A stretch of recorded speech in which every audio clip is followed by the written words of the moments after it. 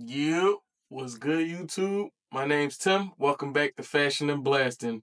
Today I got another comparison video, and this is of the older Walther PPS M1 and the newer version of the PPS M2.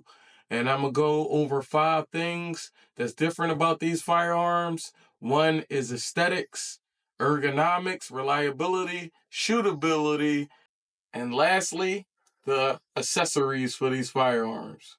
I'm going to demonstrate both these firearms are clear. See, there's nothing in this magazine. There's nothing in the chamber. This one as well. It's nothing in the magazine. Point the safe direction. Nothing in the chamber. Just talk about why did I get these two firearms. At the time, my first concealed carry was the Glock 26, and that was a little thicker firearm because that's a double stack. But then I got into the Glock 36, which was the first single stack firearm I got. It was in 45, but the capacity just wasn't enough for me. It was 6 rounds plus one in the chamber, so that's close to a revolver.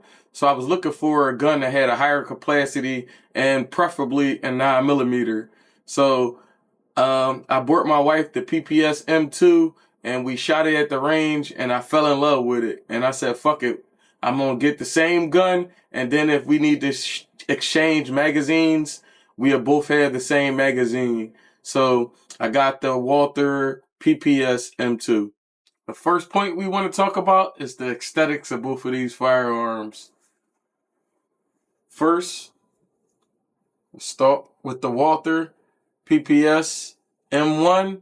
It's a sexy little 9mm, very thin.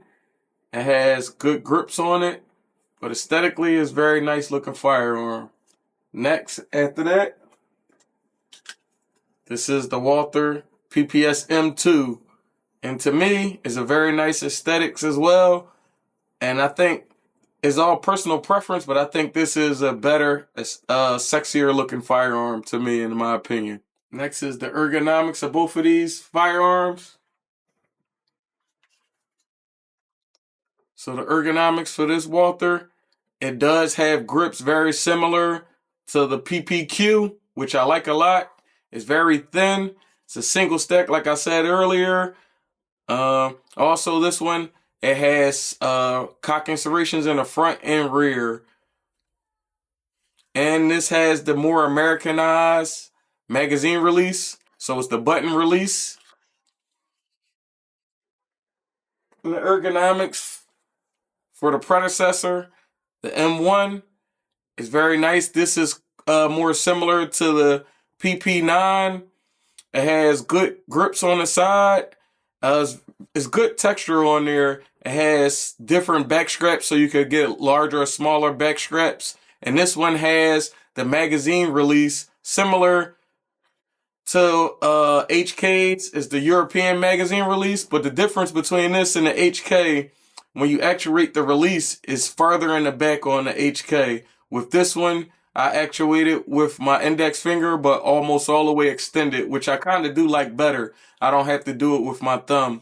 And this one also comes with Picatinny rail differently than the newer version of it.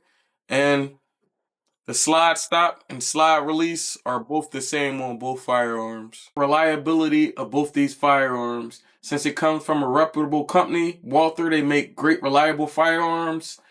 And I just want to show both these firearms are 100% reliable. So I don't know which one you could say is more reliable because I had 0 malfunctions on both these firearms. The capacity for both these firearms, they both have, with the extended, the largest capacity they have is 8 rounds plus one in the chamber. And they also have smaller magazines as well included in both these firearms.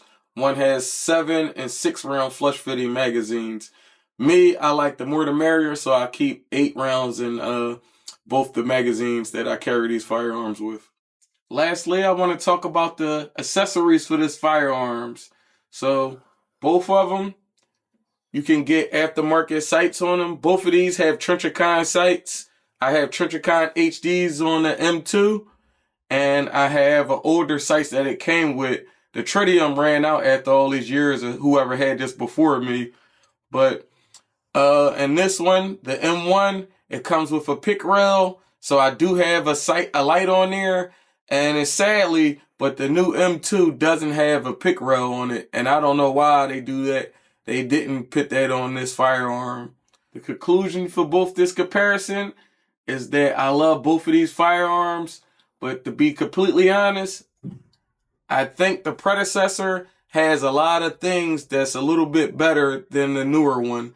It has a pick rail, exchangeable back straps. It doesn't have front serrations, but I don't really do press checks, so that really doesn't mean anything to me.